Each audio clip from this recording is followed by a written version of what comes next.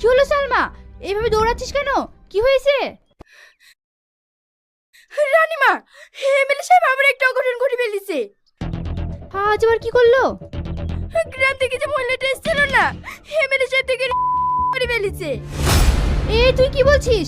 আর কাউকে যেন বলিস না, ও মানুষ না, ও তোকেও খুন করবে। তুমি ওকে স্বামী হিসেবে ছেড়ে দিলেও আমি ওকে ছাড়বো না।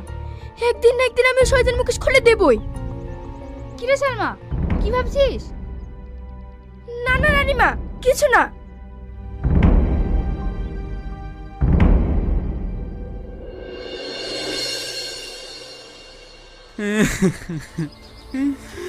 তুই যদি পথটা দেখে শুনে পার হতিস তাহলে তোর অ্যাক্সিডেন্টটা হতো না রে মা। আমি এখন কাকে নিয়ে থাকবো রে মা? তুই আমার একমাত্র মেয়ে ছিলি রে মা। তোকে নিয়ে আমার কত স্বপ্ন ছিল। তুমি আর কেঁদো না ভাই, কি করবে বলো? মেয়েটা কালকে আমার বাড়িতে কেমন হেসে খেলে বেড়াচ্ছিল।